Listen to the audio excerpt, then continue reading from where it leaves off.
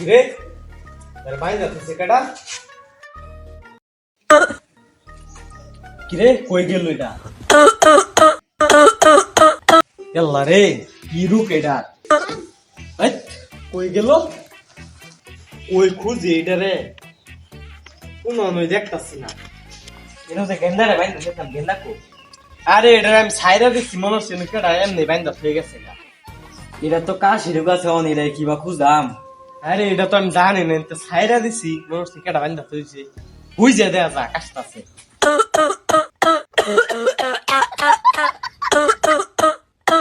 ওই যে দেয়া যা কইরা রইছি। না না না এটা ধরুন যেত না, এটা রবীন্দ্র ঠিক নিয়ে ধরুন ক্যা এটা ধরবার গেলে ছুটতে দেবো। তাহলে এটা কিবা ধরা মগলে ধরার উপায় দেখতেছি না। বুদ্ধি একটা পাইছি। কারণ বড় খায়াম চুক্কার ঠেলা দেখ নিজে ধরল।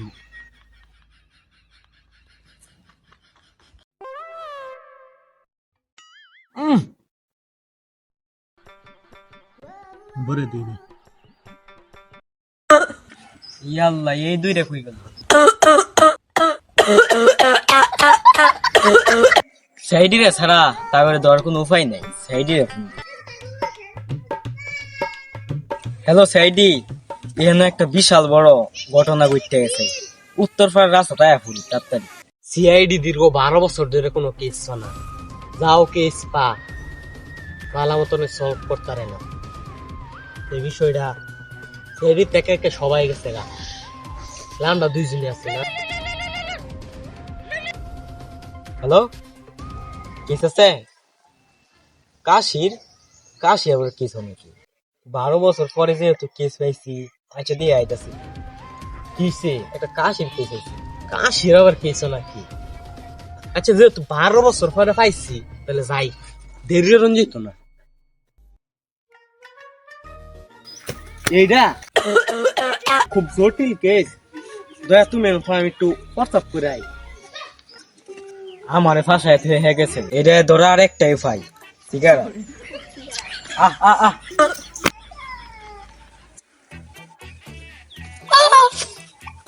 স্যার আমি অনেক অনেক ধন্যবাদ।